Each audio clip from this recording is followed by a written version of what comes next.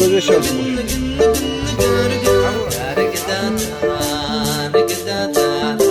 Evet, şu an Elbruz'un Karabaş tepesindeyiz.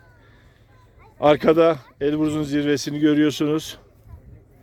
8 derece sıcaklık var şu an burada. Daha önceki yıllarda geldiğimde ikinci katta da kar vardı. Fakat şu an ne birinci katta ne ikinci katta kar bulunmuyor, kar yok. Şu an bulunduğumuz üçüncü katta ise şu anda kar var. Yumuşak şekilde de olsa kar var. Şu an karlı bir zemindeyiz. Hava soğuk biraz değil aslında soğuk. Üstünüze mont alın buraya geldiğinizde. Şu anda 8-9 dereceyi gösteriyor.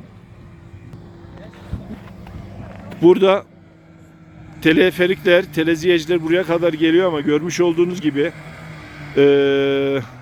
kar motorlarıyla birlikte şuradaki zirveye kadar, zirve dediğim şu kısma kadar taşıma yapıyorlar. Şu an hatta yaklaştırayım, bir grup zirve tırmanışı yapıyor. Şöyle. Elbruz'a tırmanış ortalama 4 gün sürüyor değerli Mole video izleyicileri. Şu görmüş olduğunuz paletli kar arabalarıyla yine aynı şekilde malzemeler olsun vesaireler olsun ve yayaları gene aynı şekilde bunlarla yukarı taşıma yapıyorlar. Aynı zamanda kayak sezonunda zemini düzleştirme çalışmalarını yapıyorlar.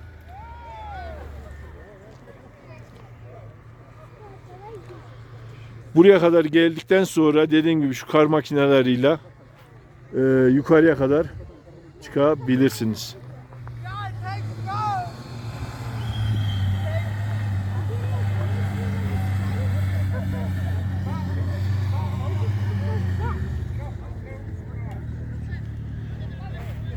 Evet, bu noktanın yüksekliği şu anda 3888 metre olduğunu yazıyor. Şurada okuyorum.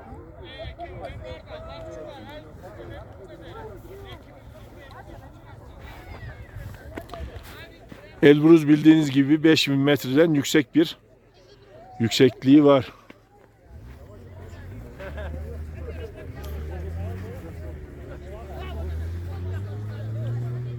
Somi selam gopaş khosi qızoş se Mole Levent Yicre gas Türkum Ankara galem gubgadek go somi selam gopaş kho si qızoş cezata ve Yicre şakujum di adiye şakujum şakum oş hamakum de somi selam gopaş kho si qızoş Zenim zoğuşir mı poda diqqat qo'zib dikşakujir de sağız de qaqashi Nigi acı bir hardı tağız diplağı hardı tağız icri dizgor hardı tağının sağı Mıbınes dıkakvaki di oşhamakı tlapır tımısavu khunu jide vakvedo mıbı dıkakva varaş. Tek mı oşhamakı di dıkakvaki thasav uçuruz hamjim thasav makı tam tuş izdoğa. Araşi feri amal fiyme der kodu turistu muğuy fıkab gazejme nakhfs awa ali mukhma mukode der kodu turisti fıkakoy mekhuns turist doğa de dikak ve dikazejiniz hake turist jamış hake turist. Merhaba değerli Mole video izleyicileri, Türkiye'nin Ankara şehrinden herkese merhaba derken bugün Anavatan'dan, Elbruz Dağı'ndan, Oşhamako'dan herkese merhaba diyorum. Meri adiyevce Türkümse jelini migiregas, mer yebwanere sinak o aras Oşhamakom. Yicregas, mikpoda stagufatem, pşavat zetke. Zıkhbari gıcaat mikpoda. Yekujum uyi bitavul tsukam, Oşhamakor yezir. Gigasaq umjaati wili sehakoda zgor sidetem, zetawa. Yigregas lawatemi. No ben nasip siti pşawa şi marşhakke واش حرت لواس يجي تك شاوس او زمان تك مستخوام şhakke dımguven şhakke dikajelu migi. Bugüne kadar Elbruz Dağı'na zannedersem 9. gelişim. Bugüne kadar zirveyi göremedim. Hep bulutluydu, zirve kapalıydı. Ama görememiştim. Bugün biraz şu anda yine bulut var ama aşağıda bir hayli fotoğraf çektik. Zirveyi tamamen gördük. Burada diyorlar Anavatan'ı yürekten sevmeyene Elbruz Dağı zirvesini göstermiş diyorlardı ama ben bu sözü kendi yüreğimden bildiğim için kabul etmiyordum. Bugün görmek nasip oldu. Siz de arkada görüyorsunuz. Bu şekilde. Zaman bulduysanız, imkanınız varsa, turizm güzeldir, gezmek güzeldir. Dünyanın her yerine gitmenin bir anlamı vardır. Dağ her yerde var, ova her yerde var, insan her yerde var ama buralar bizler için ayrı bir mana ifade ediyor diyor ki eminim ki sizler için de ayrı bir anlam ifade edecektir. Bundan dolayı imkanımız varsa, zamanımız varsa, biraz da maddi imkanları oluşturabiliyorsak buraya gelmemiz gerek diye düşünüyorum. Buraya derken sadece Oşhamaku ve Elbruz'a değil, Anavatan'ımızın birçok yerine. Bu geldiğimde mesela kısa süreli de olsa Maypolp'a gittim.